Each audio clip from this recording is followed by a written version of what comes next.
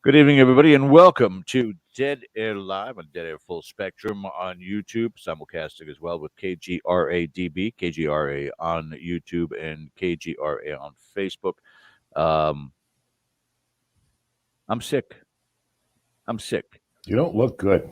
Here's what I don't get. I'm in Florida. Today it was paradise. It was 80 degrees outside, a slight breeze, gorgeous. You're in something like 20 feet of snow in Rhode Island right now, and I'm the one who gets sick. Give or take 19 feet, 6 inches. Yeah. There and about. Thank you guys for joining us tonight. We got a fantastic show coming up for you. If I don't die within the 2 hours, we've got a very special guest, a return guest in a sense, because he's been with us before on some of the other streaming services. This is brand new, this particular combination of having our very special guest and this new channel. And we're excited to have him join us again. He's never short on words, and we're going to have a lot of fun. Steve DiSchiavi joining us here in just a few minutes. How you doing, though, Ken? I'm doing all right, man. During this little mini snowstorm we had, maybe 4 or 6 inches of snow, I had a chance to reflect on my years in the snowplow service, which I spent almost 30 years at different jobs doing it. And I don't miss it, not even a little. I don't miss the abuse and the lack of sleep and the hours and everything else, because I had the type of job where if there was a hurricane, I'd have to go out in the middle of it with a chainsaw and things like that. You clear the roads. So I don't miss that at all. I don't miss having people complain about me blocking in their driveway after they clean it, throwing snow shovels at me, little old ladies flipping me the bird, brooms, whatever, snow balls, whatever they could throw at that point. So as a public service, ladies and gentlemen, listen. I know when you go out and you're cleaning your driveway and the plow guy comes by and puts a nice big hump at the top of it, plows are angled to the right to sweep away from the middle of the road. Okay, this is very important because there's nowhere else to put it. Okay, if your driveway is completely clean, and I know you're out there every 5 minutes because you want the cleanest driveway in town, if the roads aren't plowed, where are you going to go? You're not going to go anywhere. Okay, so give the snowplow guys a break. Stop throwing major appliances and lawn tools at them and stuff like that. Wait. They're your friends. Yeah, but and I don't miss that. I mean, I remember the snow from living in New Jersey. I remember the snow plows and seeing them on TV.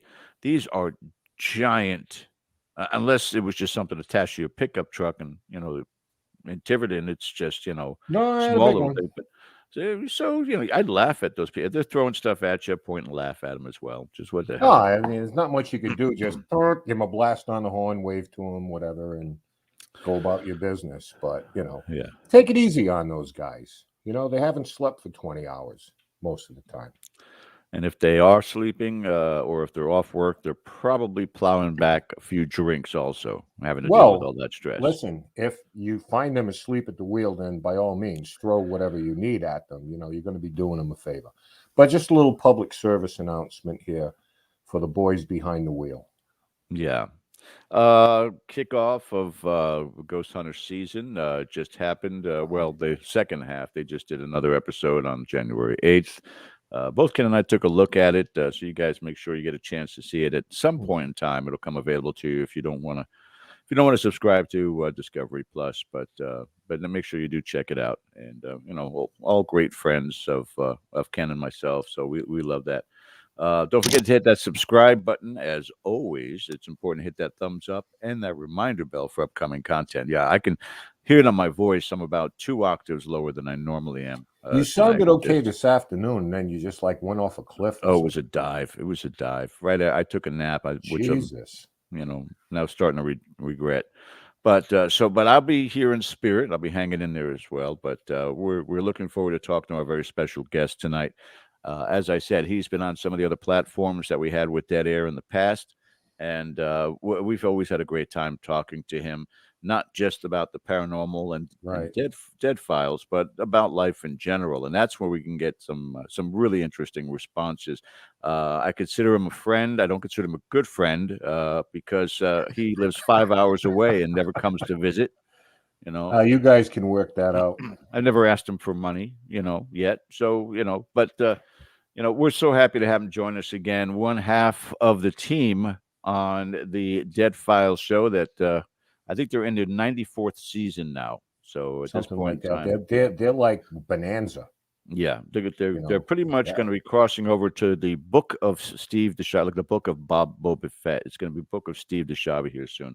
But we're so happy to have him join us tonight, ladies and gentlemen. Please welcome to the show Steve DiSchiavi.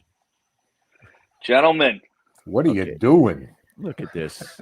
what am I doing? I'm hanging out on my lanai. I got the pooch next to me. I got my wife bringing me a little bit of water. Yes, my new bride. congratulations. Congratulations. Thank you. Steve. Come here, say hello.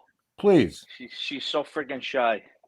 Come here. Oh, pop in. Hi. Hello. Say hi. He doesn't deserve you.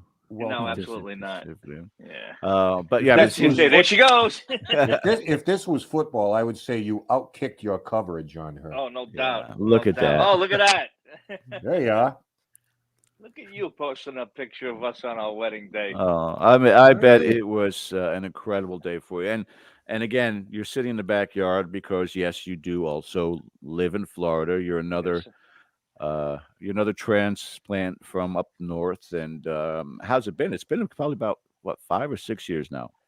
It's 7.5 years I'm living in Florida. Wow. I came down here in the June of 2014. Wow. And then Yeah, it's so- not too long after discovered that 90% of the guys that you used to work with in Yeah. NYPD Yeah. retired in the same area. Yeah, it's funny. So- We just left the cop shop. One of the girls that worked on the NYPD, her birthday was today, so we all had a couple of cocktails with her and her beau and a bunch of us and our, wives and stuff. We get together, and it was a good time. I said, I got to Nice. go. I got a radio show to do. They're like, oh, that's bullshit. You can't. Yeah, they're all So I had to watching post. you. I had to post it on Instagram to make sure they knew I wasn't lying. Hey, for all of Steve's buddies that are watching tonight, we're going to open up the phone lines a little bit later. So we're going to have the Yes. number Those on guys the are pretty screen. hammered So by now. listen, Yeah, feel even free to better. call in. Drunk Absolutely. dialing. What Yeah, else that's you Hey, I got to show you. Look at this lighter that my wife bought me for Christmas. ST Jesus. DuPont. then it's a credit card. It's a flame lighter. Look at that.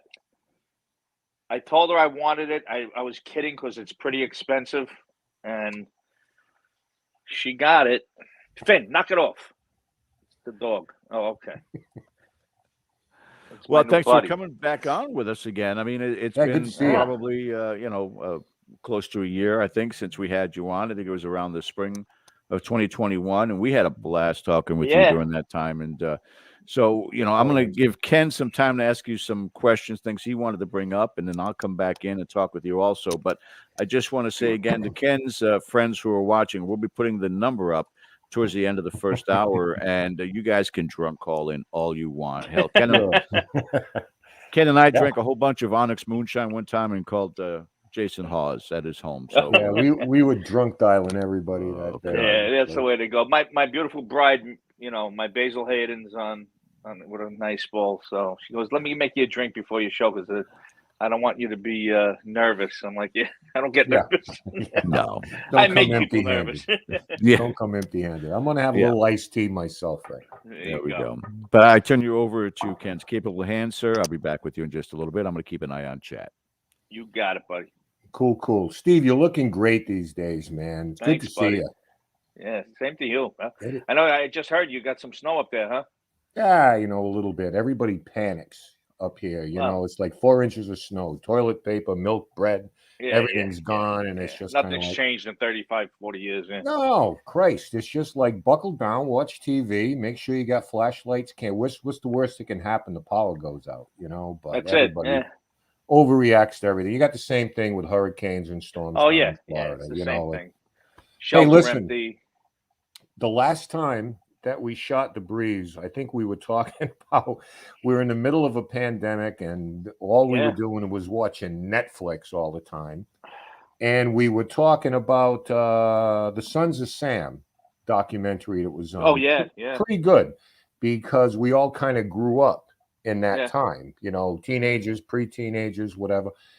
Is there anything that you're watching now that kind of I just grabs you? started watching something called Crime Scene about the serial killer on 42nd Street down in Times Square that was cutting prostitutes' heads off during the Yeah. late 70s. And I remember vaguely because I was a teenager then, some of that, but it's pretty. And as a matter of fact, one of the guys, I can't remember his name, that was an investigator on it, I met briefly when I was on the job. Mm. So it's kind of interesting to see how things were, and it takes you back when you see all that footage from the 70s Yeah.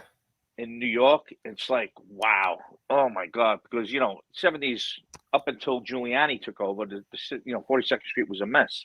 Now Right. it's back to being a friggin' mess, but thanks Yeah. to De Blasio and his bullshit. So It was kind of like I didn't love it. I did see a couple of the episodes, but oh, you know it was the more show I'm about talking about? it was more about the porno industry than it was Oh, okay, because the I only got actual halfway crime. through the first episode. Yeah. I didn't get through the whole thing at all. Yeah, so I Yeah. won't tell you much about it other than it was like, Times Square was a dump and Yeah. this was the culture. I remember being kind of in the middle of that, going up with the high school team. I was watching, or we went up every year to watch a tournament at the Garden. And it was, I think, 1975. And first time, young kid, 17, 18 years old, I'm in New York. We take the train into Grand Central Station. We get off the train. The first thing I see is a guy walking past us singing to his hot dog. And I'm like, welcome to New York, guys. It's like No shit. I'm a kid from a farm somewhere, and I'm just kind of like, holy shnikes, like, Yeah. what is this? And yeah, hey, he wasn't bothering anybody. It's like, hey, by all means, dude, do Yeah, your growing thing. up in the city back in those days was education, to say the least. Oh They yeah, would, no, with nobody had a cell phone where you were sitting at home on the couch like a little, you know, you were out no. on the street dealing with this stuff, and 17, 18 years old. We were in New York. We were walking into strip joints, peep shows, and basically all you needed was money. IDs were not a thing. If you had the money, oh you yeah, could go yeah. and do that. And back in those days, a driver's license was a paper ID, so Yeah, yeah, you could type one up and put it on blue paper, and you're good to go. yeah. Well, a lot of the things we're going to cover tonight are things that, because we're on a new platform now, we're picked Yeah, up, we're syndicated. congratulations! I'm glad for Yeah. you guys. It's It's like awesome. that's how high the bar is now. They put guys like us on this. So a lot of the stuff we're going to cover, we've probably talked about before as far as the show and things like that. But I always like to get into different things with you. And I'm going to start right off the bat with this one because I kicked myself in the ass because the last time you were on, I wanted to ask a question and it got by me. And here's my question right out of the gate. In the years you spent, and that's over 21 years on the New York City Police Force, you retired as a homicide detective. All right. If you looked through history, is there one case, not necessarily that you were assigned to, I don't care what it is, could be the Kennedy assassination, anything.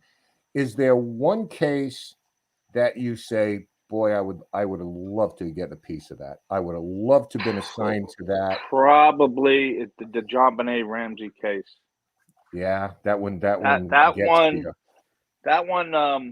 because it's a child, obviously, but I think they just messed that up so bad early on that I think if and I hate second guessing guys, and I've always said that, but if I would have liked to have been the lead and the first investigator on the scene on that one, you know. And even if I'm not saying I would have solved it by any stretch, but I think if it was handled right the first time, it would have been a little bit different, you know. A lot of theories. That's one case I always, you know, wish I had a chance to have had worked on, without a doubt. Where do you think that went wrong? I think the initial investigation, as soon as they walked in, they had the, you know, people walking all over the crime scene, supposedly, you know, it was a total mess. Parents telling the detectives and the cops what to do instead of handling the scene and taking control. You know, when you got civilians taking control of a crime scene, that's your first mistake right there. So, and I don't think I just think they were intimidated by the money that this guy has and who he was and all this other crap. Really? And I think that's a big problem. The intimidation factor by civilians, and, you know, do your job. I don't give a shit who the guy is, you know.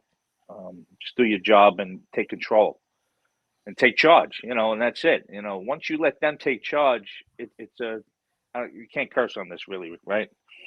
Well, we'll work our way through it. Yeah. well, basically, it was a clusterfuck, is what I'm trying to say. The whole thing was, you know, it was like the Lizzie Borden case. I mean, they moved the body, you know, and all that. You know, everything was a mess.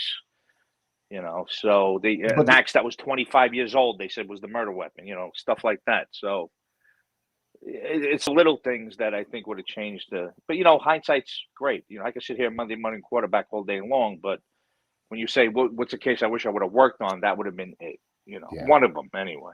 Yeah. Yeah, because I mean, we're talking about, you know, the Lizzie Borden case, 1892. Though we're talking about the Ramsey case. It was in the 1990s, late or early 90s. Yeah, I remember because my daughter was, you know, was young at that time. It was the same time period, you know, mid 90s like that. So for me, it was kind of hit home, and it was like, yeah, I know. So, but there's so much to that right now, and because there's so much speculation, that probably had a lot to do with it. Not finding fault with the cops, but you know, what was it? The brother, the parents covering for them. I mean, it was a total mess. But you know what? Like I said, hindsight's 20/20, right? Right. So it is what it is. Yeah. Kind of leads me into where I want to go with this too, going back to the Netflix stuff, because I watch a lot of these things, crime scenes, things like that. And what it always seems to come around to, everything has one thing in common. The cops are baffled. Yeah. The cops are being made fools of. The cops don't have anything to go on. And that seems to be a theme through all these things. When you're talking about whether it's a serial killer or like a one-off, it's like you're already working with a hand tied behind your back to just catch up, because obviously this deranged person has a plan in mind. There's something that they're trying to execute while you're trying to figure out what's going on. To me, watching this, as someone who supports the police, always has, I've worked in municipal jobs my whole life. I know the cops. I mean, it's tough to see something like that, because you're like, you know, is that where you want to really go with this? Well, you got to understand something too. When somebody's making a documentary, they can take it anywhere they want. It's like grand jury, like going to the grand jury. A prosecutor can take the grand jury any place he wants to lead them. So if I'm doing a documentary and I want to make the cops look bad, I can do it. It's very easy to do. You know, but nobody knows what goes on behind the scenes, because the cops aren't going to let you in, number one, especially if it's still an open case. They're not going to tell you every little detail that happened if you're doing a documentary. So when I see these documentaries, you know, I'll sit there with my wife and I'm like, I know there's more to this. The cops just ain't giving up what's going on behind the scene and why they're going this way or why they're going that way. And I watched, what was that show, honey? That was I'm a Killer or something like that, or To Catch a Killer. Right, there was one in Seattle, and it was a little twist, and there was a bunch of twists to these things. And Yeah. And I'm getting frustrated because I know the people that made the documentary, even though they were from England, which they're pretty, down the middle when it comes to stuff. A couple of times they made the cops look really stupid, and they weren't. And I know for a fact that there was one in Florida here that they were just like, you know, you don't know what's going on behind the scenes. You're not getting every detail of a case. Right. So that kind of frustrates me a little bit when I see that on these documentaries. But it sells. It is what it is. People hate Yeah. cops, right? Especially today. So any chance that a documentarian could goof on the cops, it's a hashtag for them. Hey, look Yeah. at me. We made the cops look like idiots. And in today's day and age, and the atmosphere that we're living in, that's the cool thing now. Is Yeah. Yeah. So I think what happens is a filmmaker takes too much of whatever their narrative is, and they insert it into well, yeah, that. Like, this yeah. is where I want to go with this. Yeah, well, that's what I'm saying. Any real documentary is based on the person, editing it, or you guys know, you edit your own show. It's where you want to take it. If there's Yeah. stuff on the show you don't want to put out there, you're not going to put it in there. So, that's like you ever see an interview on TV with the news is interviewing somebody, all of a sudden gets cut off mid-sentence. Like, let the guy finish, Right. but it's a soundbite. They got what they needed and they walked away. Well, I mean, but that's the whole thing now, that the difference I see, and, not to going, but hey, it's our show. I'll go whatever direction I want to go. When we were growing up, and I don't want to be the old get off my lawn guy. Yeah. But when we were growing up, oh my God, I can't believe you said that. you know what I'm saying? My wife swears to tell me, please don't become that get off my lawn guy. Please don't do that. Yeah, it's And going to she's happen. laughing. I'm like, yeah. It's No, going I'm to not happen. that guy. But growing up, we got the news. Now, if I start throwing names like Walter Cronkite around, Yeah. I'm going to lose everybody. Well, we never knew what their politics were. We got the news from them, and that was it. We didn't know whether they went left or right. You figured it out.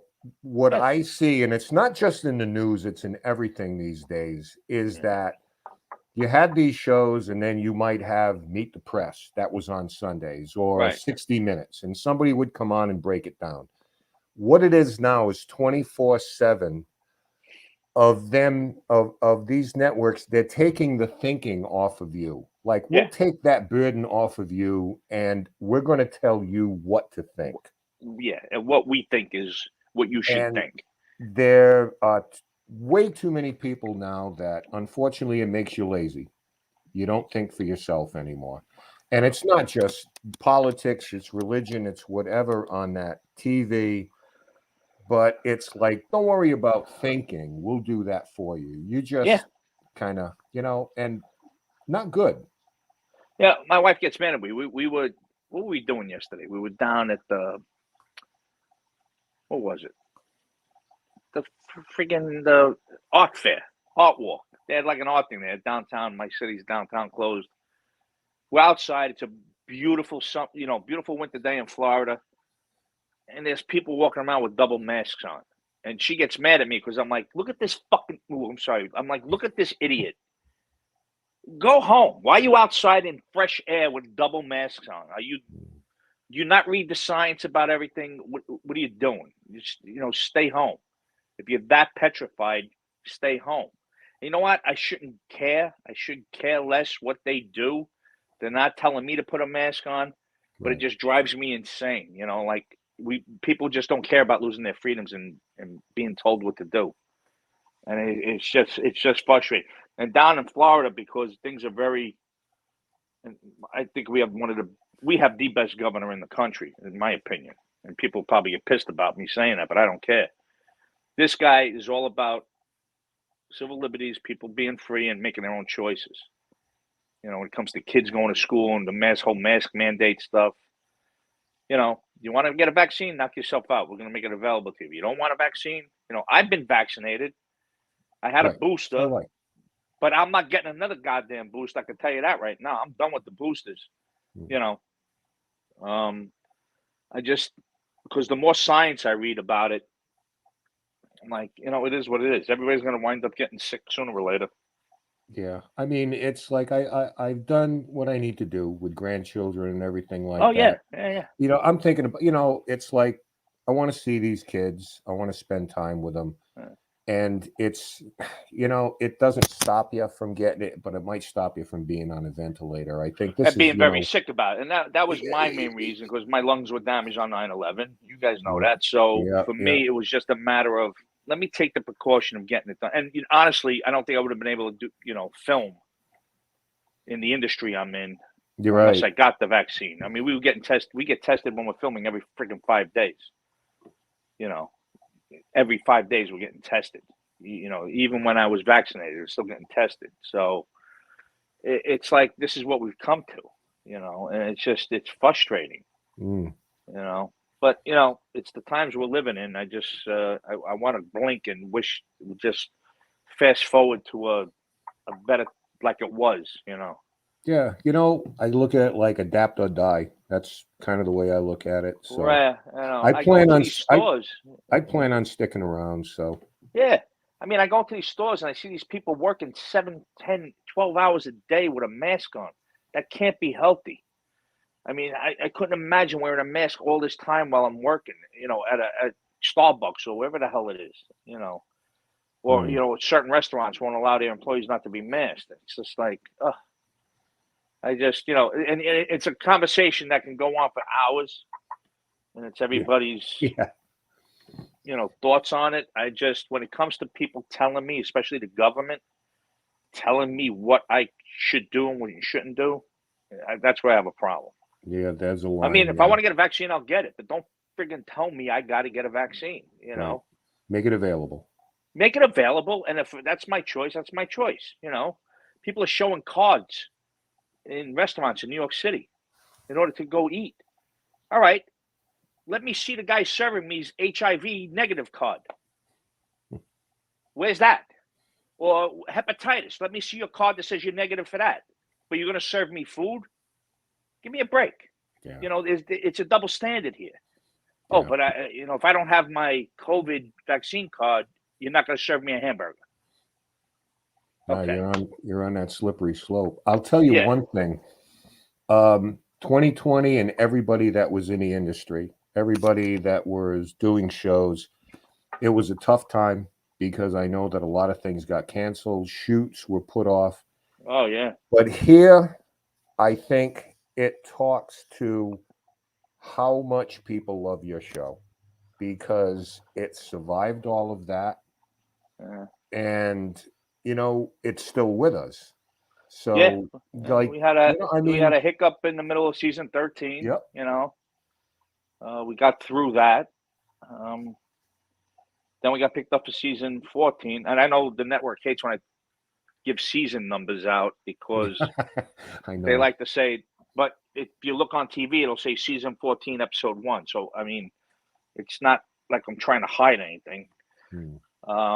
But we've been blessed. I mean, not too many shows go on for as long as we have. I think a lot of the credit goes to the producers and, everybody that's involved in the show. It's not just me and Amy. And I have always said it's not about me and Amy, the show, or Matt. It's about the clients, right? Yeah. It has nothing to do with us, per se. We're part of it, obviously, but it's a client-based show. Like, me and my wife, we love to watch that. What's that show with the guy that helps people out that want to be off the grid? Homestead Rescue. Oh, yeah. Yeah, so we watched that, and the guy, they're like Mama Luke's, these people, but it's all about the client. It's not about the guy helping him out and the 2 kids he's got, but it's about the client. And it reminds me of our show, like you wait to the end to see how they're doing. Their issue is trying to survive off the grid and with a well and feed, livestock and all this other stuff. And our show is similar to that. You want to see if they're going to do okay at the end, and the paranormal is not going to ruin their lives. So, well, the thing about your show too is you give them some tools to go forward. Yeah. Well, that's Amy's end of it. Yeah. Yeah. So, I mean, there's that kind of connection that people make with that, because a lot of people are just curious about it, and a lot of people, in their own life, they're dealing with something, whatever the case may be. But Right. regardless whether they have had like a paranormal experience, they still look at what people are going through Right. emotionally. If you take the paranormal out of it, there are family dynamics, there are things like that, Oh, and yeah. this Issues this between is husbands and wives and kids and everything else. yeah, absolutely. So this is where I think that your background is paramount in terms of dealing with people, because one of the things that I see is somebody who does this. I don't believe in everything, but it's a longer story. But that's kind of what I see, is that you have to have some empathy for people. Oh, yeah. Until you know that you're being fed a line, but you can figure that out in 5 minutes if Well, you've been I around was them. a cop for 22 years, so dealing with crime victims for all that time and witnesses and, dealing with family of victims, you learn how to help people and at the same time don't get taken advantage of. Right. So and that's one thing I appreciate that. That's one thing I do bring to the show is I bring the street to the show. It's clear. It's not woo-woo on my end. Everything's street for me. It's pragmatic. So on my side of things, I keep things, I've told you guys a million times, I don't have issues with the paranormal. I have issues with people and them telling me the truth. So, Right. So, like before I get on to actually, I'm going to take a question here in a little bit, because I know they're going to start coming in, and we're going to take some calls. We weren't kidding about that. Well, let's get to the question right now, because actually this is from friend Erin Bush. Says, Mr. DiSchiavi, did you rely much on gut feelings and intuition in your detective days? That's a good question for an experienced cop. 100%. And a lot of that came from growing up in Brooklyn. Growing up on the streets of Brooklyn, I think gave me a heads up. It gave me a head start on being a street cop.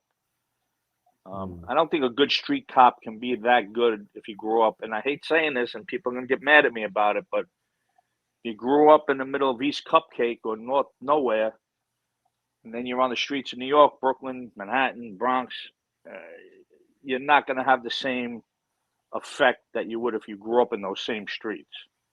I'm a firm believer you should work in the place you grew up in. If you came up from the streets of New York, you should be able, that's going to make the best law enforcement people. Well, it doesn't matter. It has to be a male or a female. It doesn't matter. I used to laugh because I'll tell you a funny story. Early on, we had a homicide in Brooklyn in the project somewhere, and the guy that did the shooting ran into the projects building with the gun. So as soon as I got to the scene, I said, "Shit, let's check the incinerator." And 2 cops that lived on Long Island had no idea what the hell I was talking about. Now, if you grew up in, like I did, the incinerator is where you threw your garbage in. They had no clue what I was talking about. I'm like, check the incinerator, see if he threw the gun down the incinerator. He goes, what's an incinerator? And that's the kind of stuff that I'm like, really? Big guy, you don't know what the friggin' incinerator is and you work in the streets here? So, that kind of stuff gives you the heads, a little bit of a head start to work in the street. I'm not trying to say the guys that came from those areas aren't great cops or great detectives, but it takes time. Yeah, exactly. It takes time. Plus, I think that if you work in a place where you grew up, you have like a sense of attachment to a bigger sense of responsibility to that. Oh yeah, yeah. Plus, you're part of it. I mean, like you don't want stuff that you grew up with to continue. Yeah. I mean, I got jumped when I was 13, right out of Abe Stark. Me and my friend Robert jumped. I had my shoes taken, my jacket, gold chain. I was 13. We got jumped by 5 18-year-olds. There was 2 of us. Right. So stuff like that is just brings you back to like you don't want that to happen to another kid. What happened to you? Right. Exactly. Yeah. Exactly. I mean, we're going to hit this right now because this is going to come up because, again, new audience. Has Steve had a paranormal experience, right? Now, I'm going to get out of, I asked the question here. I'm going to get out of the way. Let's just cover this.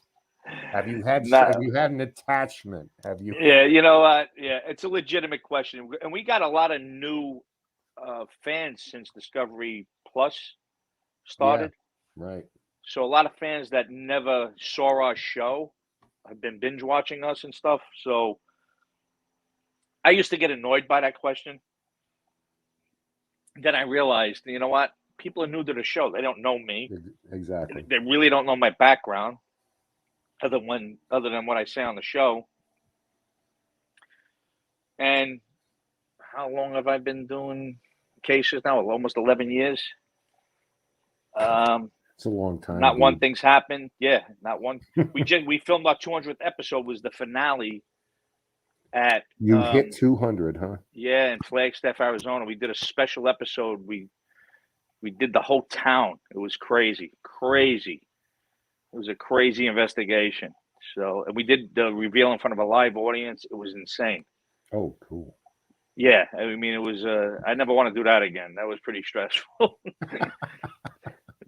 What was wrong with the live audience? It's just, you know what? I'm used to being, it being confined to just us and the clients and being, kind of intimate. Yeah. Well, when you got 60 people in it, you got 60 people staring at you in the audience. And I've talked in front of hundreds of people before, so that part don't bother me. It's just, it's just when you're dealing with clients and dealing with Amy and her stuff. It's like, and I run the show at the reveal table. I run it, so just being on top of things and being sharp that night was a little tough. So 14 seasons now doing this. Can you walk through an airport? Can you walk down the streets without everybody like? Well, an airport I can because of the mask now. But I used to get stopped a lot. True. Yeah, but I still get stopped a lot. We got stopped a couple of days ago, and my poor wife's got to take photos. But she don't mind. So she's a good sport about it. Yeah, she is a really good sport about it. She didn't understand it at first. Like she thought it was what would you say? It was kind of invasive. Yeah, a little invasive, but she understands. I'm like, these are my fans, not my fans, but fans of the show. Yeah, right, sure. And without them, there's no show. So I always take the time to take how long does it take to stop to take a photo with somebody? I know, right? Less than 30 seconds. How you doing? Let's have a nice get together, take a photo. It's good talking to you. Nice to meet you. How you doing? That's it. Right? How long does that take out of your life? Did you make their day? I hope so. I remember you being in Lake George. I was with you in Lake George. We're going back now a few years. Oh, I was right? still living in Jersey at the time. I got separated. Yeah. Yep. And I know you were sitting at your table, and I was right across from you. You come over to me and you're like perturbed about something. And he says, can you believe these people are charging to have photos taken? So I think you went to the bar or something, and you just left a stack of pictures on your table. You signed them all. It's like, you want a picture? Just take a picture. Take one. And it's like at that point, it's like, boy, I like that guy. Yeah, and I probably was being a little arrogant about it, but I understand if you were on television and you haven't been on TV, and this is how you make a living is going to these, and by selling photos, you make income. But if you're on television, and there was quite a few people and I'm like, that's why I don't do these paracons. If they charge people to come in, then they want to charge people. They tell you have to charge people to take a photo with you, and also charge them for an autograph, picture. I'm like, I had to work out a deal. The last one I did, and that was that one in Lexington, Kentucky, that big one. The Scarefest thing? Scarefest. That's what it's called, yeah. Yeah, and I'm like, no, you're going to pay me out of your VIG, and I'm going to take care of the fans. You're going to profit from all this crap, and you're not going to take care of no. You give me what I think I'm worth to be there, and I'm going to give the fans a little treat. And Well, when I say a little treat, it sounds arrogant, and it sounds like no, I think who I am, but you know what I'm talking about. yeah, I think the way I look at it is you're still an ambassador for that show. Yeah. In a big way. You're representing not only yourself and Amy, the show, the network, but all the crew members, Right. Yeah. where it's their job too, the people you don't see on screen, the people who take care of what you need, the people who will, make you guys, look good, put a good product out there. You're representing all of those people too, Steve. Yeah, and I try to. I'm humble. I'm a humble guy. I mean, you know me a long time. I'm a humble guy. Oh yeah. And for me, it's just a matter of just remember where you came from. Don't take advantage of people that work with you or for you in a sense. But I always, like, every day, thanks guys. Thanks for a great job. Right. See you tomorrow. Costs nothing. Nothing. And I'm not saying everybody does that, but I can tell you I do. Right. And at the end of the day, I know they appreciate it because I'm appreciating what they do, and that goes down to the production assistants that they get that bring you coffee. I make sure they know I'm grateful for what they're doing. Absolutely. And it's the way I was raised. You're not above anybody. I don't give a shit who you are. You're not above anybody.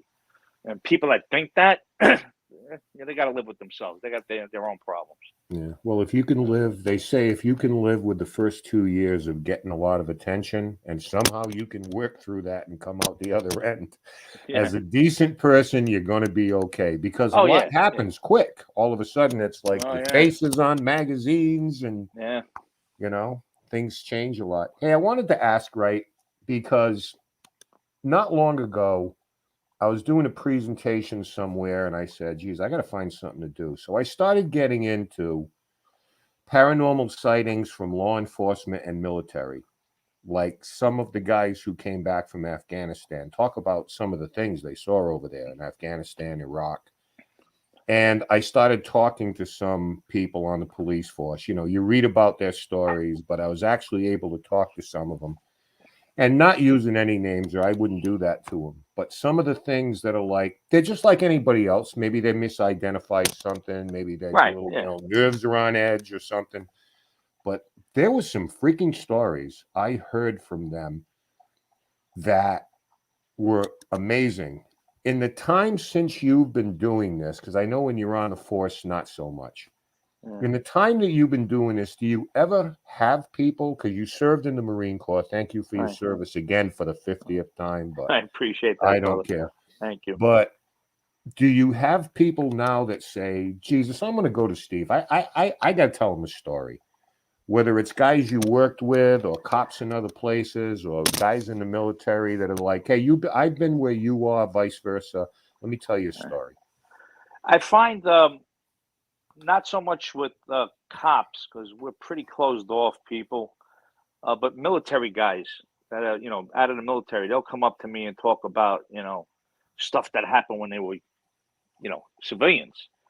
I've never had any of them talk to me about stuff while they were in country or anything like that, but it's interesting. They just open up about everything in their lives.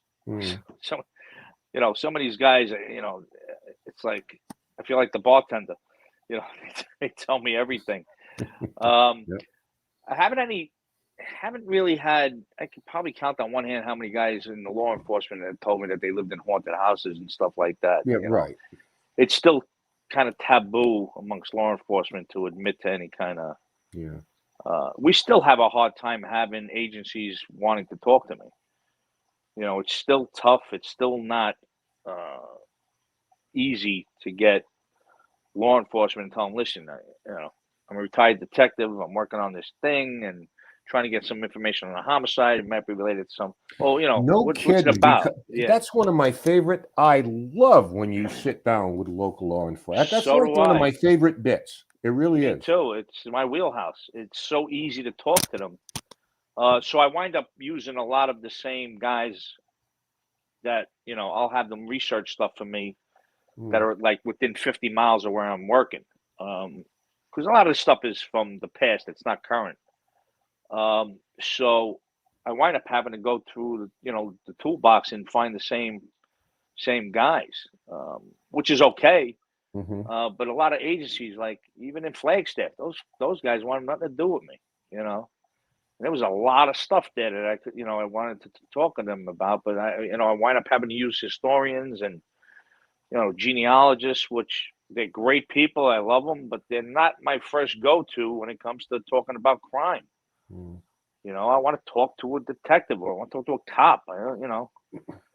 Well, I mean, that's the thing. You're not asking them for ghost stories. You're saying, No, listen, exactly. we got a possible perp here. What happened in this time? Right. And I understand you got to go back in history sometimes. Something happened in the 20s where the local sheriff was murdered in the street. Whatever the case may be. You're staying in your lane. Yeah, it's not like I'm saying, did you see a ghost or, Right. do you believe in a paranormal? It has nothing to do with it. But a lot of these smaller agencies, even the bigger agencies, I should say, the smaller agencies are a little bit easier. The bigger the agency, the harder it is to get approval for somebody. Like you'll get the guys in, the public information officer will come out and say, yeah, we definitely want to do it. Then he kicks it up and they're like, nah, they're not doing anything to do with the paranormal. And a lot of that has to do with, you and I both know there's a lot of bad shows out there on TV that make the paranormal community look bad. No. I love your sarcasm. Yeah, no. Really? That's another problem, getting credibility. Well, I think a lot of times, and not getting into how I do what I do, and because give me a call and I'll tell you sometime, but I think on TV a lot of times, it's like everything else. We talked about it before. Yeah.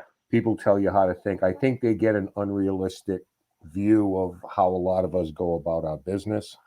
Right. Because I've never thought, oh, my job is to go find a ghost. No, my job is to figure out what is happening to you. If it comes down to that, hey, I'll tell you, listen, I got no other explanation for you.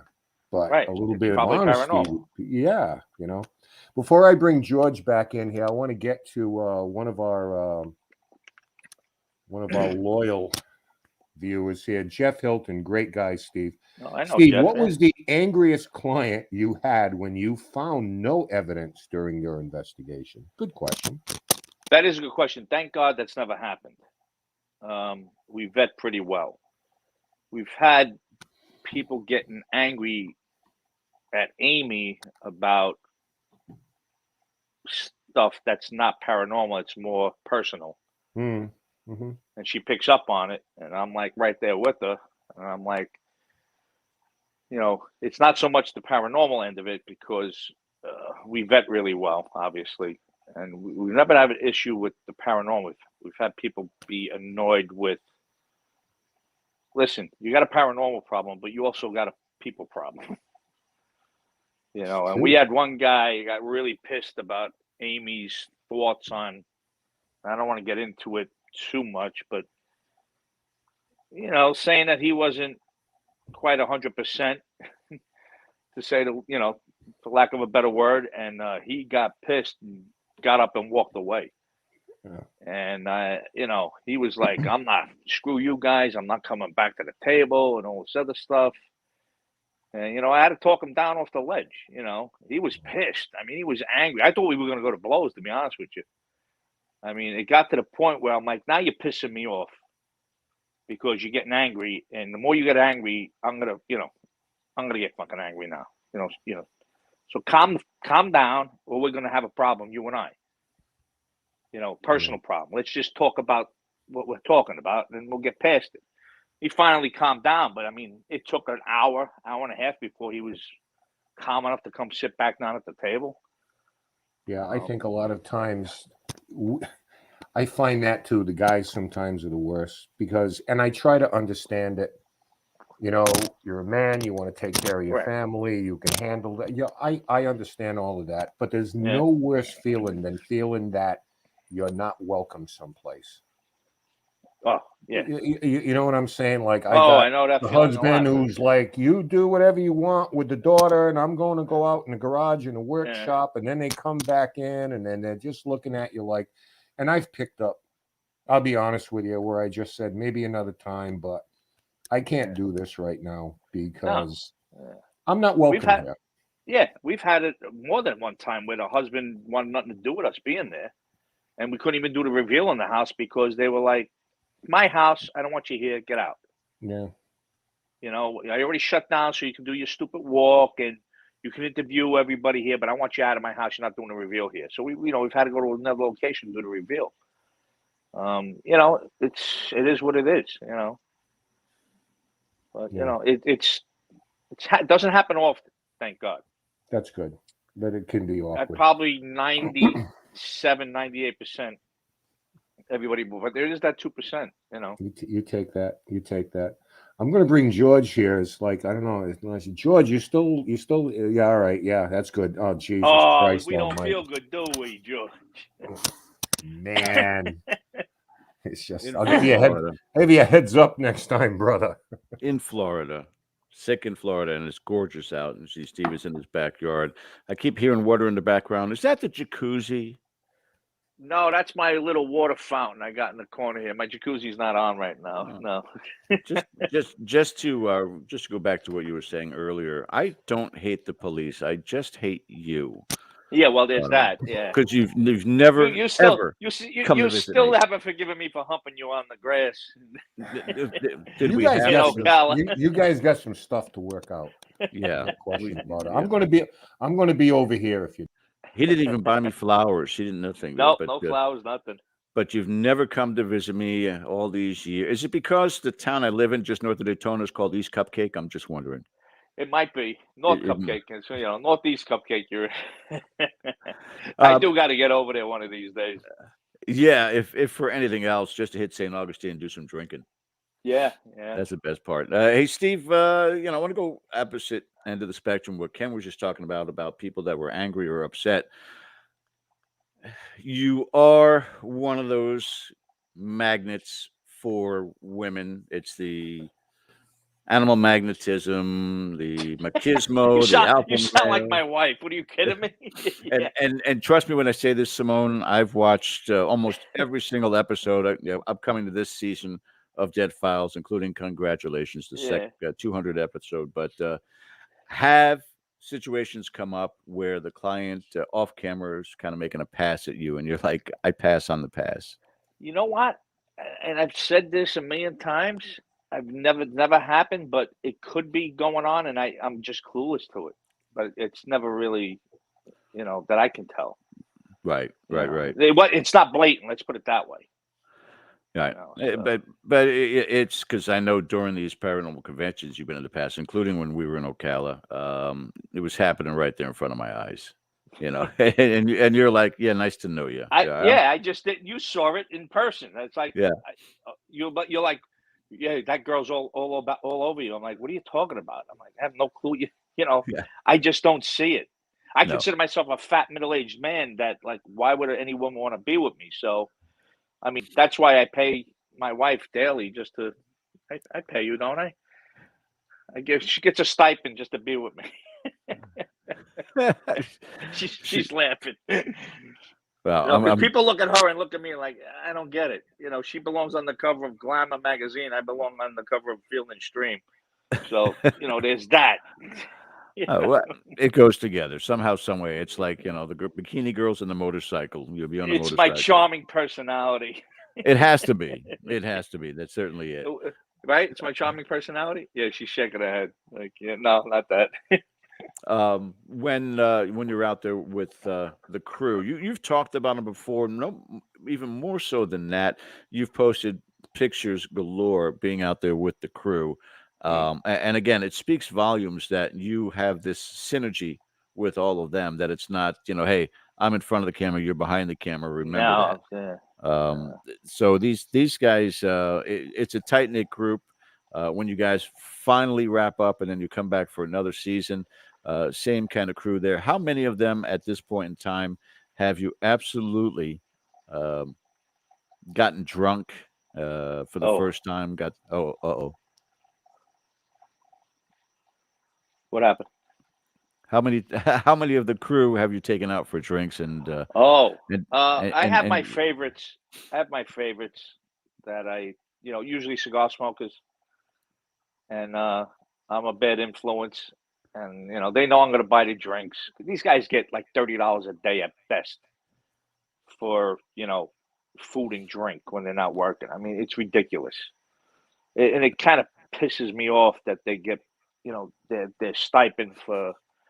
I mean, these guys are buying 6-packs of PBR just to feel, get a little bit of buzz going at the end of a tough day. So, no union? They don't have a union? No. Hold on. What did you do? There we go. We are live at the Steve DiSchiavi compound right now, where I think they rolled a tank in just at the moment. Yeah, no, we had Netflix on. I was watching the remake of True Grit, and it just popped back on again.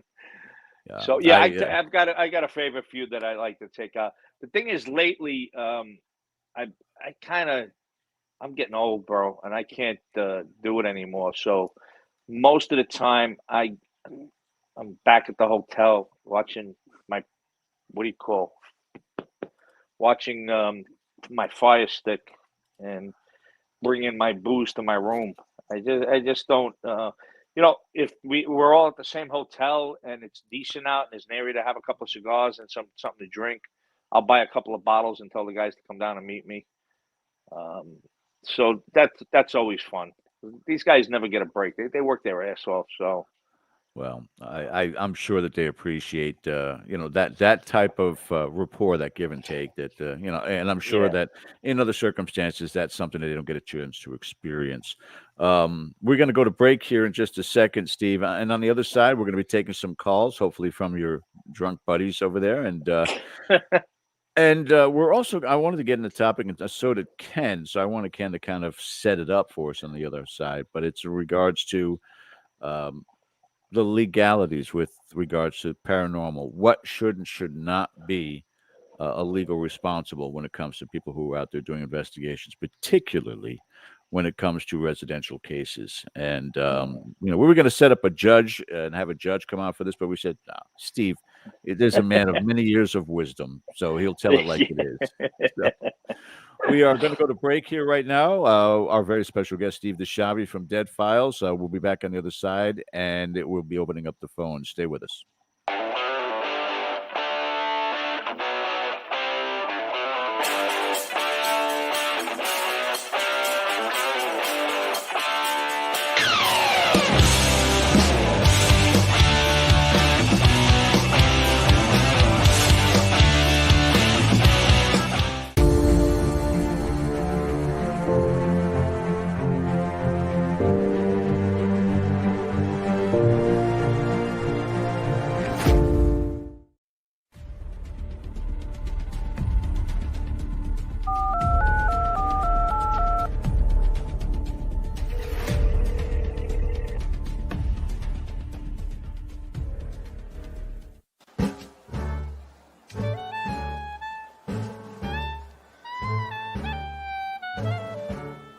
Hello, who is it? How'd you get this number? Hey, Ken. Hey, man, it's George. Hey, man, what are you doing? Right now, I'm trying to chop ice off of my deck here before somebody breaks their neck. What are you doing today? Me? Oh, ghost hunting. Hey, listen, Bill from KGRE wants us to do a commercial, a promo for the show for them to play. Got any ideas? I don't know, man. I don't know if I want to film a commercial or something like that. Well, hey, why don't we just do a montage or something, like clips from the show, and just call it a day? Okay, yeah. Just put a bunch of highlighted parts of the show. Not a problem. I'll take care of that. Listen, have a great day. I'm almost done here. Yeah, all right, man. Let me know how you make out, all right? Yeah, you bet. Be good.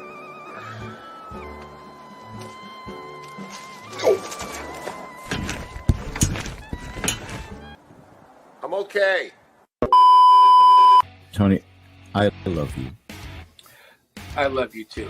Yeah, you know what? That's why I hate when they say the old people in the Northeast are so rude. I'm like, you, I'm down here and I'm being nice, and everybody's like, you know, not even a wave. I'm like, you're not going to get the coronavirus from waving at somebody.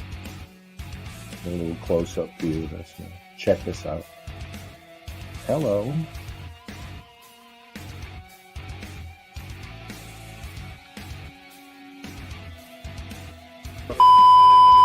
Hang on, let's get us on camera again so we can wave. Wave back, Robert. Yeah. Would you wait? Robert, thank you. Thank you so much for sharing some time, inviting us into your home. I co-authored a book with Andrea Perrin. If anybody was not aware of that. No one is aware of that. No, and I've never been to the Conjuring House. Yeah. I wrote a book We're going to do this again. with Andrea Perrin, and I've still never been to the farmhouse. Did I mention I wrote a book with Andrea? I wanted to, it's over my shoulder there, and I've never been. We took a 2-week absence from this, and I've now we're never back with been to the Conjuring House. Dude, I'm hiding, man. It's COVID. I'm sorry. It's What's going on? I love that blanket. I'm having blanket envy. I know you are right now, right? Yes. Sometimes I move it around with my body. It's like Ouija meets Twister. In the middle of the night, I contact spirits just by rolling around on it naked. Watch Dead Air on KGRADB.com Sundays from 8 to 10 p.m. Eastern, 5 p.m. Pacific. And also, don't forget to check out KGRA YouTube and KGRA on Facebook for all the amazing shows, guests, and topics. Did I mention that I wrote a book with Andrea Perrin?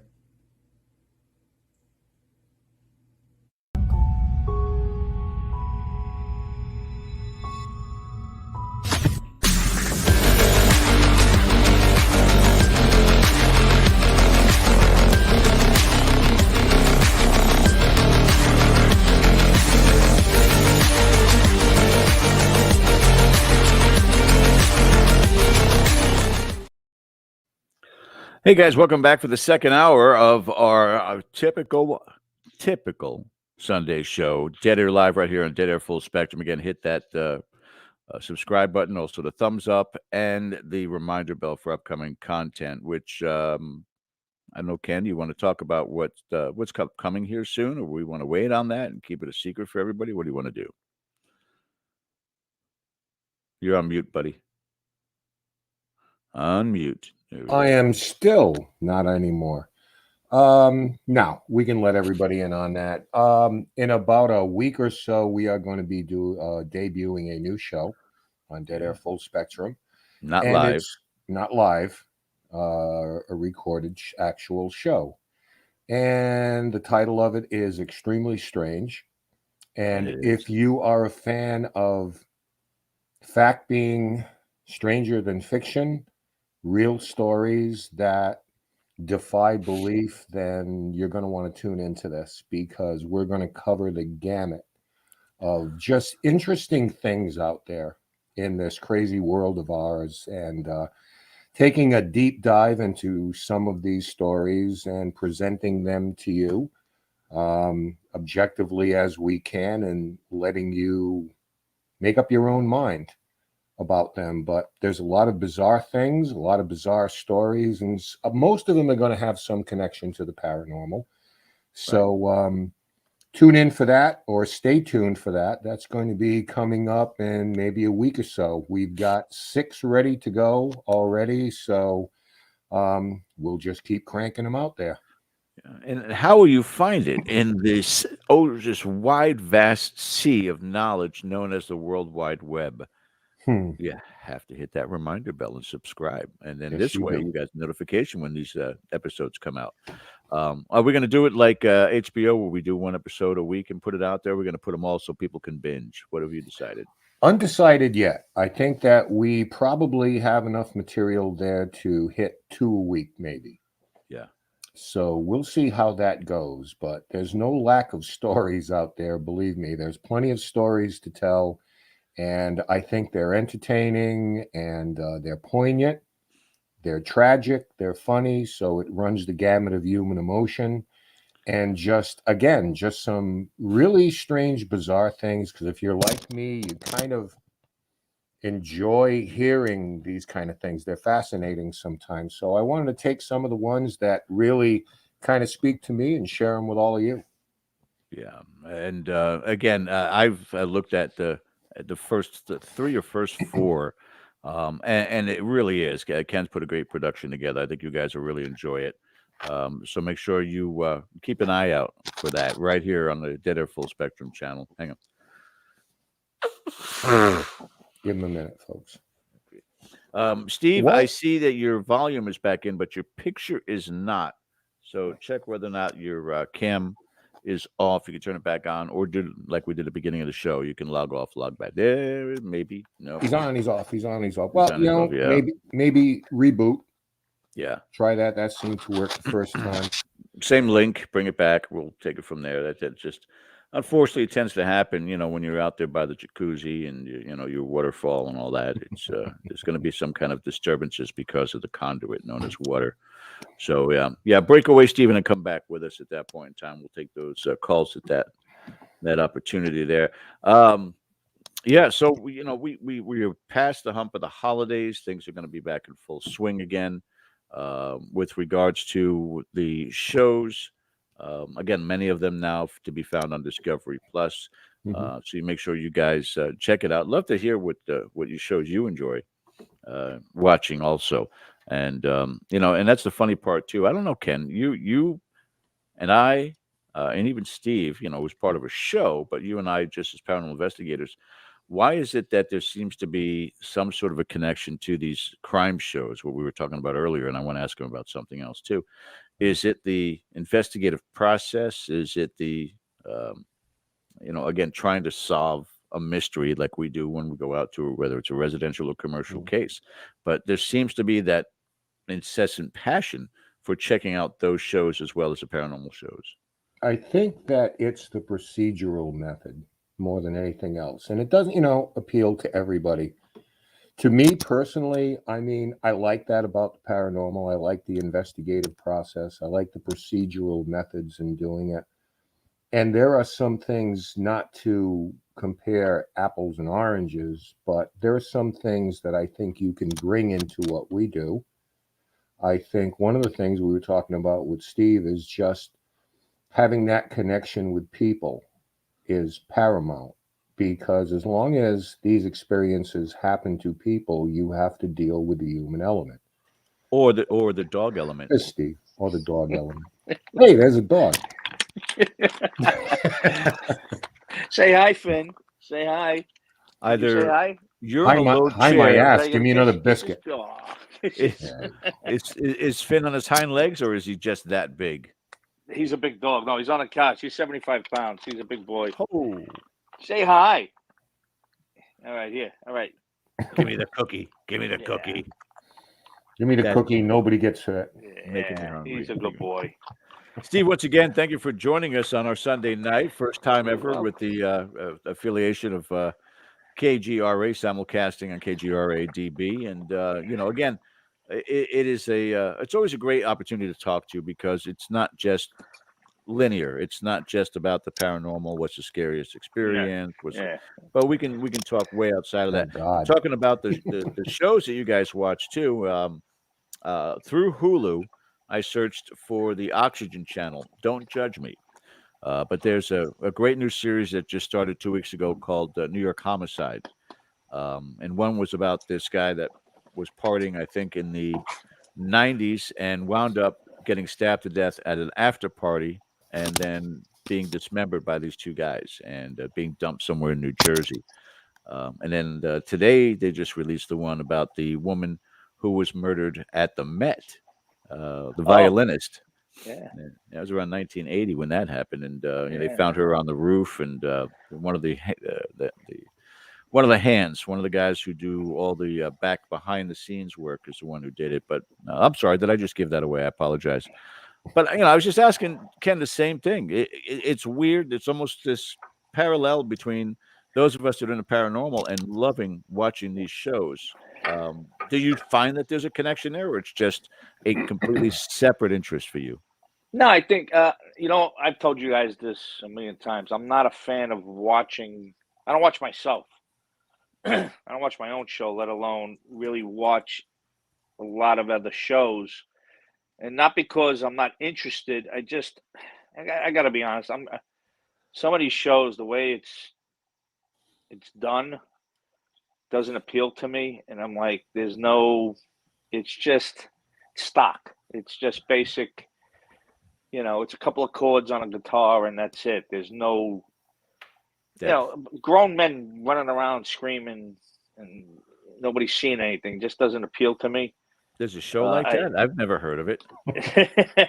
It just doesn't appeal to me. And I think anybody with an intellect that's into finding out the truth about stuff, I think there's a correlation between paranormal shows that do an investigation and true crime. It's the same type of urge to watch. There's always that, I want to find out what happened. I want to know what's going on, that type of thing. So, I can't get it. I don't watch police shows either, on the other side of that. I don't watch any police dramas on TV. I mean, I think the last show that I used to consult for was Hill Street, not Hill Street Blues, it was NYPD Blue. Right. I mean, I used to go out and give them stories. An executive producer on that show was a retired homicide detective. So every case on that show was a real case. Gotcha. So that was I don't watch this Brooklyn Nine-Nine or this Blue Bloods bullshit. I don't watch any of this stuff. I'm like, I was talking to my wife about this the other day. The war's over for me. Yeah. I did my time. I did what I had to do. I really don't want to know about, guys. I love my friends dearly. You guys know that. But I'll get text messages about some shit that's going on with the NYPD. I'm like, I don't care. I don't care anymore. I'm just my war's over. It's like somebody being a Vietnam vet and then people talking about what's going on in Vietnam. Who cares? I did my time there. I'm home. I don't care what's going on. Sure. So especially now I live in Florida. Maybe if I lived in New York, I'd feel a little different. I'm more concerned about my local area and what's going on here, my support of the cops down here, than anything else. So we got our club. We have the 1013 club here. We have a really good relationship with our local police department as well as the sheriff's office here. So we're always doing things with them. We're always showing up at memorials with our club. We have a radio car my buddy Brian has an actual radio car from New York. I think you guys have seen him in some of the pictures I've posted, and it's the Southwest Florida 1013 Club. It's a retired detectives club. Police officers club from New York. Yeah. But we have a radio car that we take to funerals or memorials, anything, some kind of celebration, stuff like that. And people really, when they see that car, they're like, "You guys drove all the way from New York with that car?" Like, no.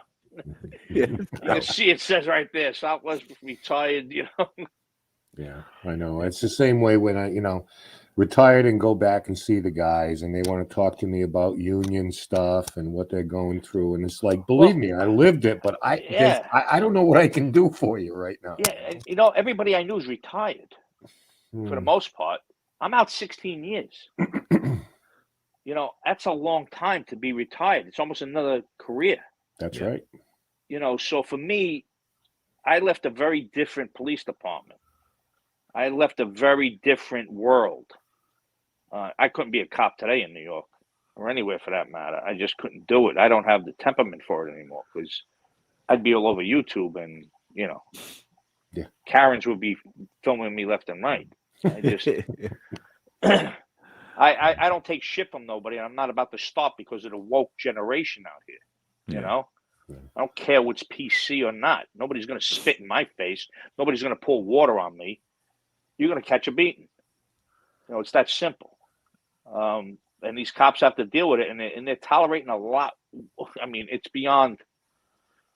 I'd be in jail probably because there's no way I would tolerate any of this stuff that's going on.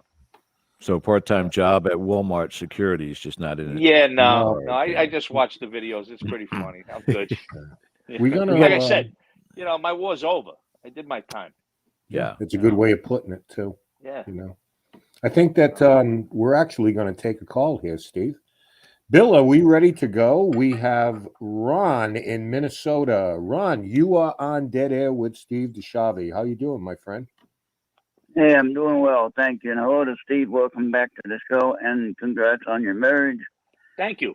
Happy New Year. Appreciate it. Happy New Year. I haven't seen you since springtime. Happy New Year I saw to you you. guys last weekend. But Happy New Year to you guys. I have a question for all of you, but primarily I was going to ask Steve, because he's a retired police officer, right?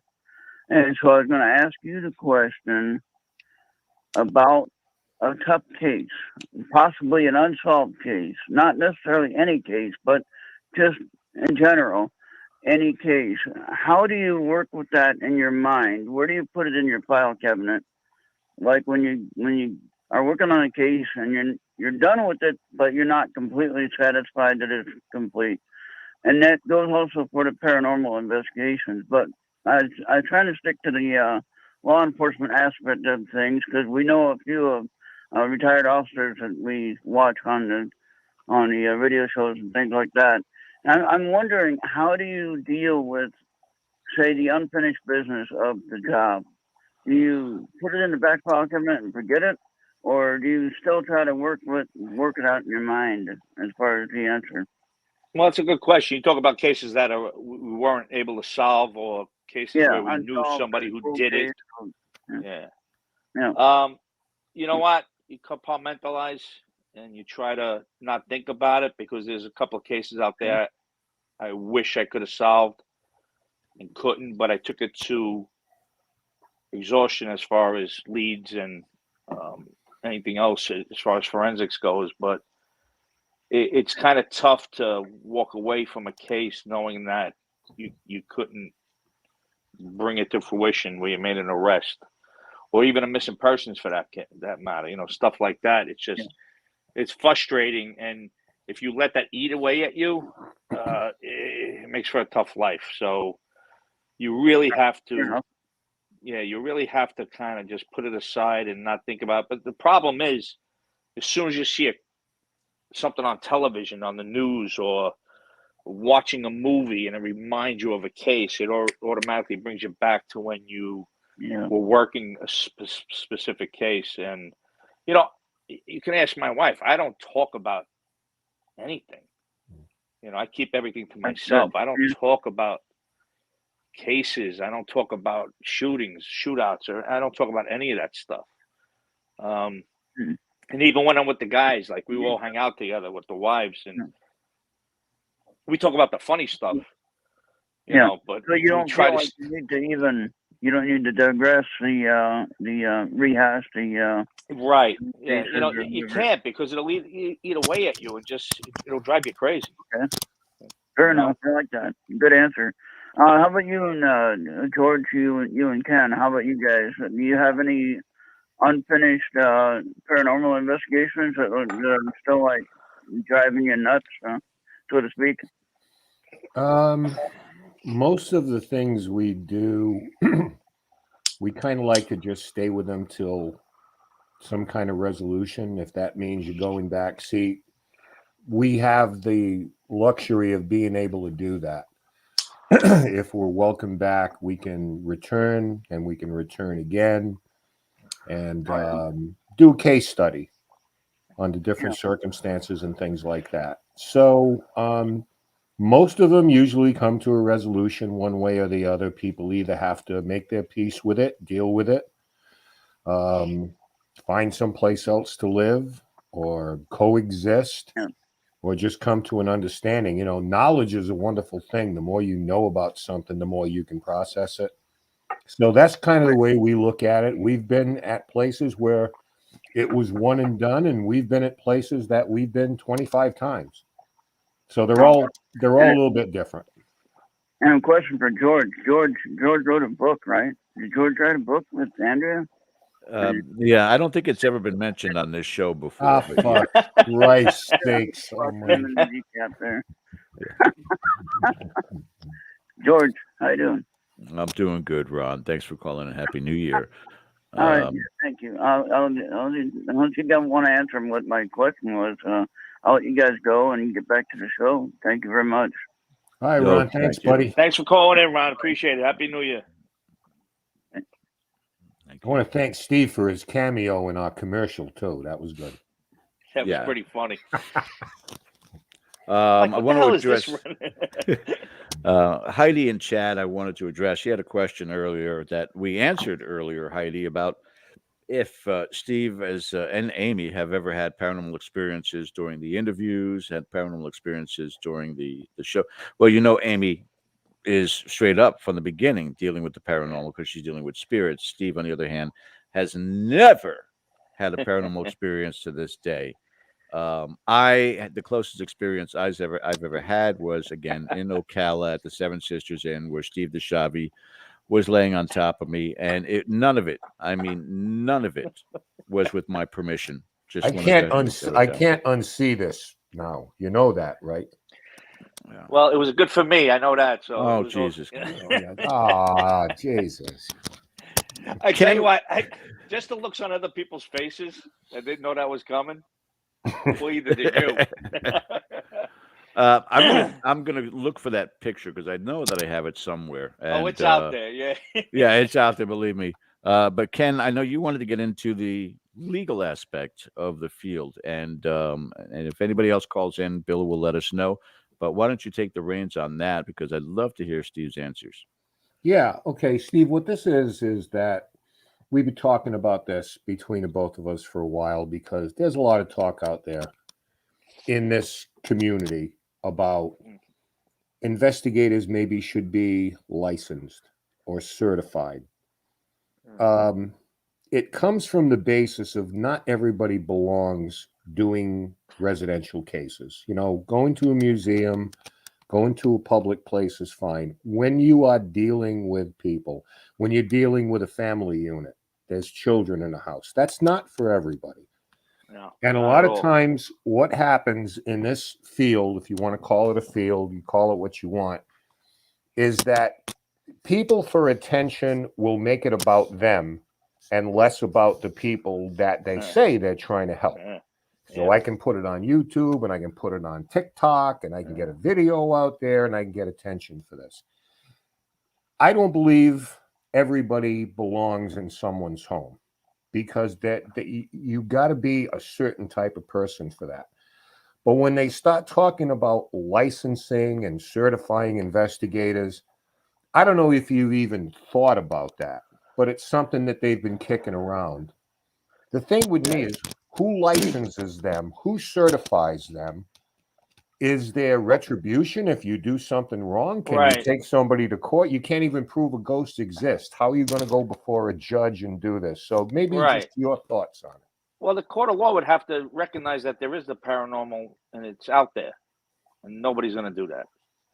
So how do you certify somebody in something that the court's not recognizing? Right. So that's the legal aspect of it. There's a moral aspect to it where, I don't believe everybody should be able to carry a firearm or have a license for a gun, right? It's the same type of thing that you're talking about. Not everybody should be able to go into somebody's home. Well, let's put it this way. Let's say you bring an electrician in that's not licensed and bonded. Something goes wrong with your electric after he works on it. Whose fault is that? That's on you for bringing in somebody that's not licensed and bonded. Mm-hmm. How do you license and bond a paranormal investigator? What school did he go to or she go to? Right. To who certified you? Who certified you? Jack the Ripper? I mean, who certifies people in that? So I don't know how you can regulate the industry that way unless you have somebody that says, well, he's certified, she's certified because they passed a course and watched 20 videos on how to catch a ghost. Horseshit, right? Mhm. You know, Mhm. here's $50. Here's your license. Go with God. Yeah. It's not. So the It's idea not going is to work. Yeah. if you're certified and licensed for anything, there's got to be Yeah. criteria too. For Right. if I call some guy because my roof is leaking, I can see the physical result of it. The roof doesn't leak anymore. Right. If it leaks, now if you're certified, what? I have to get rid of this ghost in your house? Right. So who proves that out? And if I don't do it, is there any penalty? Yeah. For one thing, if courts don't recognize the paranormal, it's not an actionable offense. Right. Exactly. It's at best it's a civil matter. At best. Right. You know. So. But Yeah. it leads me to my next thing is that people who want to get paid for this, because we know the story. Well, I don't charge anybody either. But a funny thing happens when money exchanges hands. Yeah. Because you're going to want some result for your money. Yeah. What if I say it's like, I think you're fine. You're okay. Your water pipes aren't bracketed. That's the noise Right. you're hearing. What are you telling me? I don't have a ghost? It's like, I didn't find one. Well, give me my money back then because I didn't have a satisfactory result on this. Right. Yeah.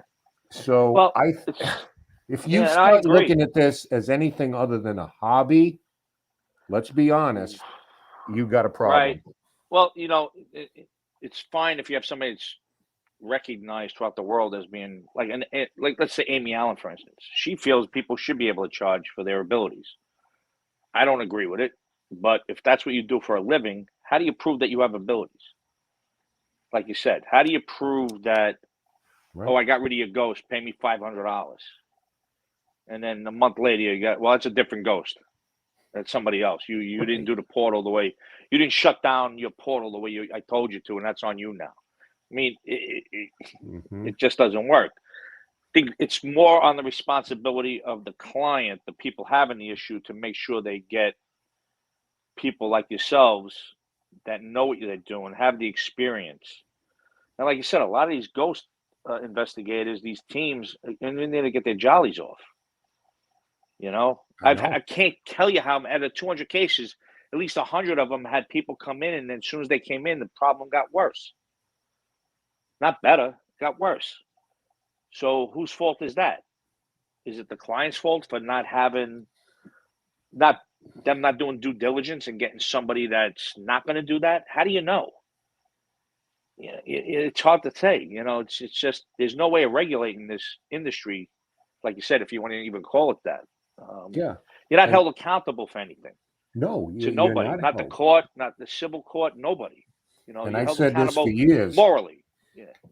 Somebody will go out and get 7 estimates to put siding on their house. Yeah. But if there's something paranormal, they'll go through the phone book and pick, Tony's paranormal group. And then a bunch of people come in with holy water and priests, and they're finding demons and all the rest of this stuff, and just ramping people's anxiety through the roof. I mean, it pisses me off. It really does. Let me cut to the chase. No, especially because it pisses ruins me your off. credibility. Yeah. Because and Steve, it's not even about that. When some idiot does something in Louisiana, and they say, "Oh, it makes us all look bad." I don't think it makes me look bad. You know what my answer is? Do it better. That's your answer. Do it better than the moron in Louisiana or California or wherever he's from. Right. But the idea of when you start charging people for this, there's you don't have to have it on paper, but there's an implied contract. Right. That whatever you as the client wants is going to be resolved. And it's not that simple. It's how do you do that? Yeah. It's like handing somebody a homicide case. You have to solve it. Yeah, okay. If I don't have all the evidence and forensics that I need for witnesses and statements, guess what? It's not going to get solved. That's right. Not everything can be solved. I mean, the clearance rate in the country is 50% on homicides. That gives you an answer right there. So you can imagine it on paranormal. Yeah. How many people could come in and say, my house is haunted? Meanwhile, they have something mentally wrong with them upstairs. There's nothing going on paranormal, but they'll come in and say, well, we can make a quick $500 oh yeah, you had a ghost, we got rid of it. You should also, Yeah. maybe I got take a some spray medication here. because you're a nut job. Yeah. Yeah. I got a spray here. Yeah. But Yeah. that's the problem. And again, it's people like you said it. A lot of that responsibility lies with the client. Yeah. Because they 100%, have to do their due diligence. Ask around, get some references. Yeah. When you talk to me, who do you want to talk to? The town administrator, the chief of police? Yeah. I know you can talk to these people. Chief of police in my town, he thinks that what we do is great. We send him pictures and stuff like that. Yeah. For what it's worth. Right. But again, I think that when you start making it about you, it all goes bad on this. Yeah. So as far as being licensed and certified, who handles that? The tax assessor? Who at the city hall is in charge of issuing? Well, you know what? Let's say, like, I have a private eye license. It costs me X amount of dollars every year or every 2 years to get, to be licensed, right? Okay. It's costing me $800 every 2 years. How many paranormal investigators are going to go, I'll pay the $800 just so I'm certified or I'm licensed? None. Thank you. So, None. It doesn't guarantee you cases because you're walking around with a piece of paper. Exactly. You can use it for your credibility. Well, I'm a certified paranormal investigator. Right. It's like, whoa. Well, it's like we're talking about. You're a plumber. They're licensed and bonded. It doesn't mean he's a good plumber. Just means he's licensed and bonded, and you have a recall to sue him if anything, or take him to civil court if he messes up a job he said he was going to do right. That's about it. Mm-hmm. There's no criminal. Oh, for shit's sake! Look at this photo, honey. Come here, quick. This is me humping George. Well, I'm glad we got the Seven Sisters in photo in that photo. Are you still crying from that? Are you traumatized? I'm scarred. You need a crying room, do you? You need a hug, dude. You need a safe space. Is that it? I'll be all right. Talk amongst yourselves.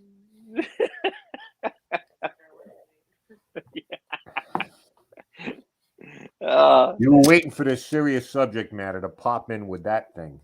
Oh, that's too funny. Oh, for Christ's sake. How long ago was that? That'd be 7 years ago. 7 years ago. I was living in Florida when that happened. I'm in Florida little over 7 years. Yeah, you had that, I think, that Corvette from Death Race 3000. No, I had that Mercedes convertible at the time. Oh, that's what it was. Okay. Yeah. Yeah, I'm married now. I don't do that anymore. Now I'm actually looking to buy a pickup truck. I'm going the redneck way, baby. Oh, God. He's all Floridian. Oh, oh yeah. But if I do get one, it's gonna be it's gonna have a little bells and whistles, little luxury on the inside. What are you driving now? I got a BMW I'm driving now, but it's nothing. It's not. I don't have the convertibles anymore. Those are gone. I'm more responsible these days. Oh, is that right? Okay.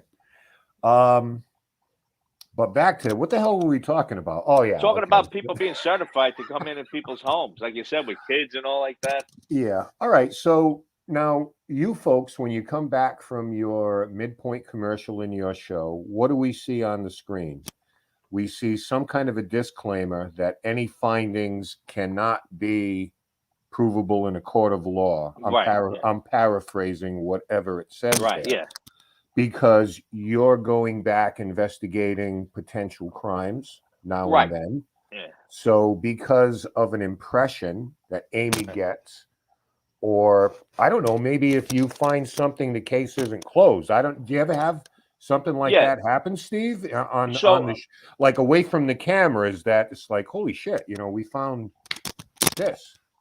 Well, we've had some instances where after we've talked about a case that's unsolved, and I can't get into them because I don't even know if they're closed that now.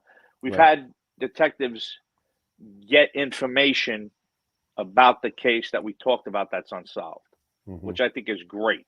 I don't know where it's gone, but it's as long as it's nothing to do with what Amy says and the paranormal end of it, Like I think that Joe Blow did this, Yeah, no, and meat I and and I can potatoes. disagree with her.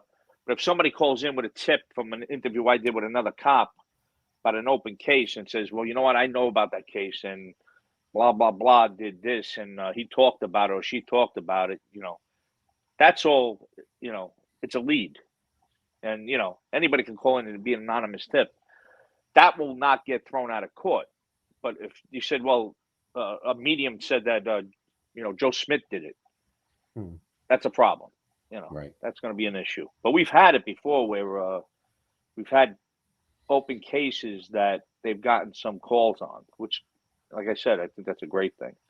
I wish it happened more, to be honest with you, but Yeah, I mean, I don't know how that works legally. Somebody did something in 1924. Well, a lot of the newer cases, if we do get them, there's so many legal. The lawyers are just it's just ridiculous about stuff.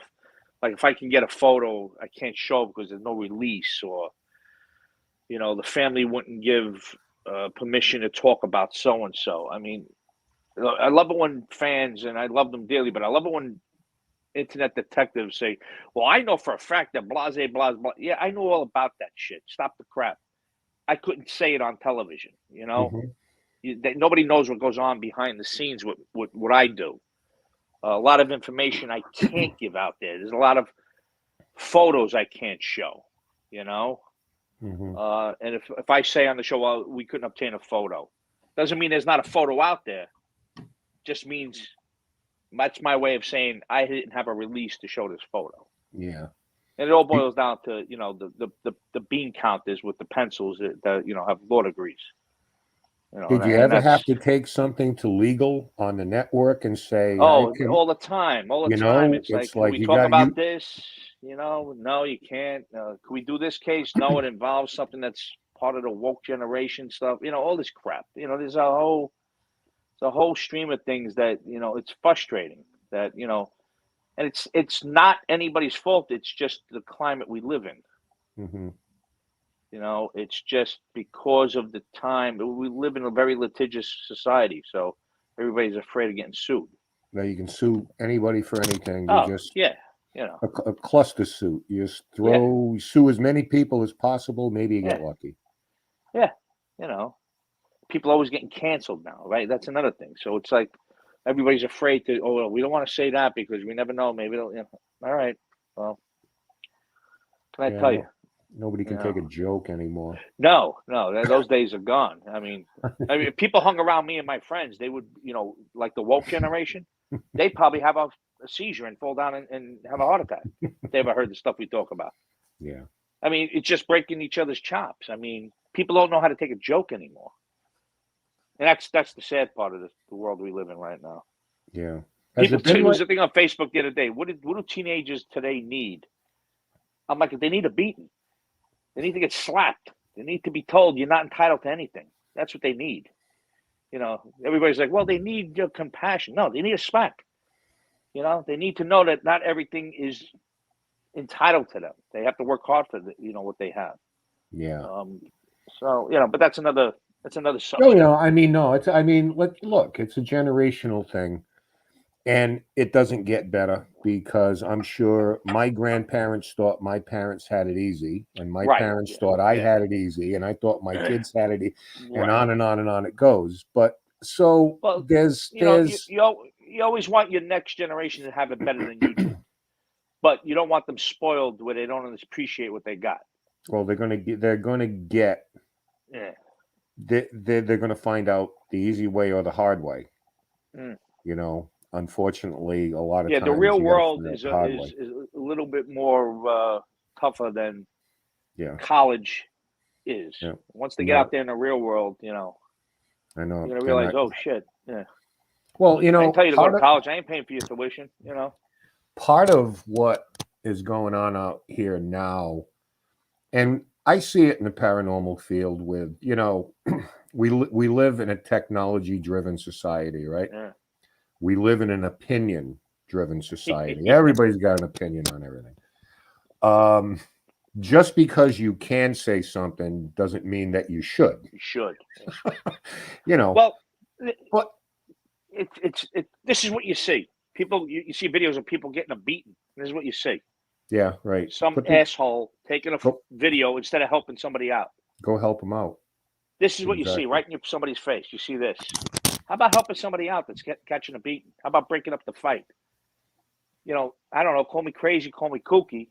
There was a guy videotaped a woman getting raped in the subway in Manhattan a year and a half ago. Oh, yeah. He should be charged for not stopping it. There's a moral obligation for citizens to, you know, stop somebody from being hurt. You know, nothing happened to that guy. You know, I think maybe the people doing this with their phones for not somebody getting really hurt and they didn't do anything to stop it, there should be some legal ramifications for that. Yep. And until that happens, you're never going to see a change. I agree, but I'll give you an opinion on that. And you mentioned why earlier, lawyers. Well, yeah. Lawyers. That's why, because I have to have it on camera, because if I don't have video, it didn't happen. Oh, yeah. But the thing is, if you're You know seeing a woman getting raped and you're not stopping it and you're filming it, you're just as liable as the guy doing the rape, in my opinion. I totally agree. If somebody hits your car and they keep running into you, videotaping that is, you know, like you said, evidence. I'm talking about having a moral obligation to stop somebody from being physically hurt. Physically harmed, especially a woman or a kid. I mean, come on. But meanwhile, nobody came to my rescue. No, nobody did. Yeah. None. And you know what? I think that's a very loving photo, and I look at it now. It's kind of like I'm embracing you, and You're gonna die on that hill, Steve. Wow. It's all right. Good times, bro. Good times. It was. It actually, and the weather was perfect. It was cooler, but it was a fantastic time. Yeah, and, it was cold. Now that I think about it, it was cold. We're having a warm winter down here, but it was cold. Well, at that time we had John Zaffis was there, Brian Keno, everybody from up north. They couldn't fly home. All the airports up north were shut down completely. They were dealing with a blizzard, and we were dealing with the tail end of it. So I'll take it. Oh, without a doubt. Yeah. No, the topic of discussion with regards to this is again, it's nobody is really kind of owning up to being an adult, and that includes the paranormal field. You know, everybody is trying to either emulate what they see on TV, or just for their own entertainment. They go out and drive these people out of their homes, or frustrate them, and it's a large percentage of the field that's out there. So when it comes to society in general, I pretty much stay inside and lock my doors all the time. I know you do too. Yeah. I'm very happy in my world, with the friends I have, and I try not to venture out too much, Yeah, it trust in small groups. Yes. Oh, yeah. 100%. 855-472-5483 or 85-KGRA Live. If you guys want to ask a question of our very special guest, Steve DiSchiavi, you've only got a few minutes. Make sure you call in. And I appreciate that, Steve, because when we talk to each other, Ken, we do 4 or 5 phone calls a week where we're talking about this field or the show, setting it up. And one of the things that has always been, a thorn in our side is the lack of legalities within this field. And anybody can jump on board and create a team in the black T-shirts and go out and ruin an individual's life. And it's like somebody saying, and you've come across it. I think every officer's come across it. Somebody who's pretending to be a cop because they glorify that. And speaking of glorified, what's a TV star, Steve DiSchiavi? Make sure you guys check out. Oh my God, Pride and Glory! Holy shit! Yeah, Steve makes a cameo in that. It's a really gritty, graphic film, but man, it's fantastic. It really is. And my buddy John Voight, I got to have a long conversation with him. He's a real supporter of the military and the police. Yes, that is awesome. And when he found out I was a homicide detective, I was retired. He just, he just couldn't be nicer to me. He was what a gentleman. Mm. The rest of Hollywood should be just like that guy. Well, your whole life has been basically sacrificing for Yeah. the country, Wow. whether it's in the military or as a homicide detective in New York, and you're still sacrificing in a sense, because I've seen some of your postings online about them putting you in the coldest spots for filming. You know, I think one of them was in Oregon. Grace of God. Fucking one time, Toledo, Ohio, on the river. The river was frozen. It was like 10 below. And the cameras they had trouble with the cameras getting. We were in Detroit at the packet plant. No. And then I'm interviewing a guy who says, listen, I have memory loss, so if I say something, I have to think about it. I'm like, bro, it's 5 degrees out here. The wind chill makes it 20 below. What did you just say to me? He goes, I have memory loss.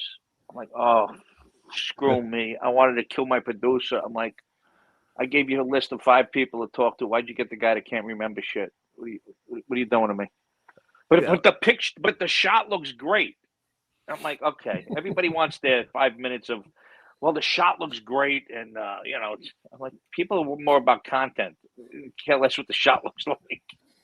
It's great to be on TV, to have that platform, but when you take a look at the hotel rooms and all the rest of this, I mean, listen, nothing is free. And getting on a plane nowadays, it's just being in the airport. It just, with the mask and all this bullshit, it makes traveling is miserable to begin with. Now with all these mandates with the masks, and it makes it that much worse. Then you get to a hotel, and in certain parts of the country, in California, you couldn't get, there was nothing, you couldn't even get your sheets changed. Yeah, remember that? We had to call up to get sheets. They said we could get your sheets in 2 days. Like, are you kidding me? I'm here for 8 days already. I need some sheets. What are you doing? Getting food. What's that? The Grubhub or whatever the hell it is. They deliver, and then they won't come up to your room. You got to go down to the lobby to meet them, and then they drop it and run because they're afraid you're going to give them the Ebola virus or something. Radioactive. Yeah, it's I got to say, people get mad about Florida, but we live very free down here. It's just, when I go to other states, I'm like, you people are still doing this crap. I'm like, enough already. Yeah. Did you ever get to that point with the show? I guess we'll see it, but where they kept you guys kind of close instead of like popping you all over the country, or? Well, we've been back on the road. As things loosened up a little bit. I mean, a lot of stuff was on, I don't want to get into it, but there was other issues with travel, and I got stuck being in California for a whole season, and whatever. And then we started moving around the country a little bit more this last season, season 14. We did a lot more moving around the country. So it's just, everywhere you go is different. We were in Savannah, Georgia, and I'm in a hotel, and the hotel restaurant's open, but they're bringing you food in a styrofoam box. Like, I'm paying $47 for a hamburger, and it's in a styrofoam box. Can I get a dish and some forks and knives? What are you kidding me here? I mean, that's the kind of bullshit that's going on in this country. And the service industry is in the crapper. Nobody wants to do their job because they don't have to anymore. Oh, it's COVID. I don't have to, I can give you a plastic fork and walk away for 7 hours. It's just, I don't want to get into it because I get frustrated. I know we're going through a thing at this point. We got about 7 minutes left. I got one last quick question for you, Steve. I know that the service and I know the police force had an impact on you, but as it pertains to the police force, what do you think you brought to NYPD? Oh, nobody's ever asked me that. That's a good question. And again, I got to go back to my growing up in Brooklyn and being a street kid. I never graduated high school. I got thrown out. Serving joined the military. I think my life experience brought a lot more of empathy, compassion, and common sense to me, to the job. Mm-hmm. So you have those 3 things, you'll be a great cop. I don't care what anybody says. Empathy, common sense, Oh, look at that picture. That's when I got the Detective of the Month award for some homicide. You look like you're 17 there, Steve. No, I was 40, Really? 41 in that photo. Wow. Yeah. That was some homicide that we worked on. I couldn't even tell you which one it was, but I got an award for it. I know that was a Detective of the Month award because I was in a suit. But that brings common sense, empathy, and and a little just be empathetic towards people and just have an interest in what you're doing. I think I brought that, and the way I was raised, I thought brought a lot to the table when I was on the streets. I can empathize with the father being upset with the kid that's not doing right. I can empathize with the woman that just got her face bashed in because some scumbag, stole her purse. A lot of guys got jaded over the years, and they lost that empathy. They lost compassion. They lost it. Desensitized. And I was desensitized to a lot of stuff, like seeing a dead body. I'm desensitized to. The smells, I'm not desensitized to. I could watch. My wife will tell you, I watch TV and see a dead body that's been rotting, and all of a sudden I'm like, she's like, "What's the matter?" I'm like, I could just smell it, because I know what it smells like. And a lot of guys lose it as time goes on the job, and I'm like, you know what? That's all horseshit. You shouldn't have to lose that. I can see being desensitized to, the bad guys. Like, right. I have bad guy wants a glass of water, I'll spit in his mouth before I give him a glass of water if he just rapes some 9-year-old. You know what I mean? I got no problem doing that. But when it comes to the other stuff, they get so desensitized, they take it out on people that don't deserve it. And I think that's a big problem. That's never addressed, really. Well, I could tell you, Steve, in the time knowing you, one thing you deserve, certainly, my friend, is happiness. I think you found it. I appreciate that, brother. And I can. So you finished filming for this upcoming season. Do you have a time frame when this next season will be aired? We have. We still have, I think, 6 episodes. They split the season up, which they've been doing. Okay. And I think soon. They never tell me when the stuff's going to start airing again. I find out more from the fans than I do from the network. So I couldn't even tell you when stuff's going to air. But I know we have 6. I'm still doing voiceovers for. Matter of fact, tomorrow I got to go and do voiceovers for the last 3 episodes. So those aren't even ready, editing wise, to be shown. It takes 5-6 months for them to go from ending the filming for them to get it ready for air. There's a lot involved. Sure. So I think probably this month, I would think maybe they'll start airing the last 6. Then we haven't been picked up yet as far as another season. So I was telling my wife today, I says, "Oh, look, Publix is hiring." She goes, "I'm not working at Publix." I'm not talking about you. I'm talking about me. She just been like, "You're not working at Publix. You have too much talent. You're not working at Publix." I'm like, "No, I don't mind. I work in produce. Peel up some cabbage and put it out." Yeah, nice and quiet in there. Yeah. Speaking of which, too, because we're up against the clock here, I'm going to say this: if we could set up not for a live episode, but maybe even a recording, and have a cook-off competition in your kitchen between you and Simone, and see who's the better cook. Ooh. Oh, she's definitely a better cook, but we both she makes everything great. But my sauce, my sauce, and she'll right? Am I right or wrong? You can say it. Say yes, Stephen, your sauce. she's just nodding at me. She just nods. Yeah, she knows better. She's very shy. That's another thing. She's like, "I'll show you, you SOB." She can cook. She can bake. I mean, the other night we're sitting on the couch and I'm like, "We have anything for dessert?" She goes, "No." She gets up. Next thing I know, we got muffins. Like, when did that happen? I turn around. We got a dozen muffins. I'm like, "What the hell?" And my friend Ray just had surgery on his knee, so I brought him some muffins. So he was happy. But, we have to run, Steve. Stay with us, though. Don't hang up from your end. Okay. We'll be back I appreciate you guys having me on. Thank you. Very Pleasure's interesting always ours, conversation. Steve. A nice Goes great fast when we live get show on, huh? every time. Thank you guys for watching us. Don't forget to hit that subscribe button, and we'll see you same time next week. Until then, have a great week. Thank you for watching.